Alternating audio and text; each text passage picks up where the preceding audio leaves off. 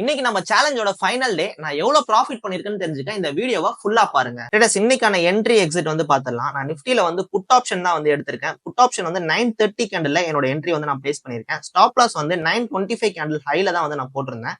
So நான் entry வந்து challenge அக்கௌண்ட்ல வந்து கரெக்டா பிளேஸ் பண்ணிட்டேன். பட் என்னோட பர்சனல் அக்கௌண்ட்ல வந்து கொஞ்சம் டிலே ஆயிடுச்சு. பிகாஸ் மூவ்மெண்ட் கொஞ்சம் ஃபாஸ்டா இருந்ததுனால என்னால கரெக்டா வந்து என்ட்ரி பிளேஸ் பண்ண முடியல. சோ தட் கொஞ்சம் டிலேயா தான் என்னோட பர்சனல் அக்கௌண்ட்ல வந்து நான் என்ட்ரி வந்து பிளேஸ் பண்ணியிருந்தேன். சோ நான் என்ட்ரி எடுத்த அப்புறம் மார்க்கெட் நல்ல மொமெண்டம் இருந்துச்சு. ஆஃப்டர் ஒரு 15 மினிட்ஸ்லயே வந்து பாத்தீங்கன்னா நான் ஒரு 1:2 கிட்ட ப்ராஃபிட்ல இருந்தேன். இந்த ஒரு விக் கேண்டில் இருக்கு பாத்தீங்களா. அண்ட் நான் என்னோட ட்ரேட வந்து பாத்தீங்கன்னா 10:5 கேண்டில்ல அகைன் வந்து ஒரு ரீடெஸ்ட் எடுத்துட்டு அகைன் டவுன் ஆயிருக்கு பாத்தீங்களா. சோ இந்த இடத்தாண்ட வந்து 10:5 கேண்டில்ல நான் என்ட்ரியை வந்து க்ளோஸ் பண்ணிட்டேன். சோ நல்ல ப்ராஃபிட்ல இருந்தேன். சோ என்னோட சேலஞ்ச் அக்கௌண்ட்ல ஒரு 5,769 rupees ப்ராஃபிட் புக் பண்ண முடிஞ்சது. அண்ட் என்னோட பர்சனல் அக்கௌண்ட்ல 36,690 rupees ப்ராஃபிட் புக் பண்ணிருக்கேன்.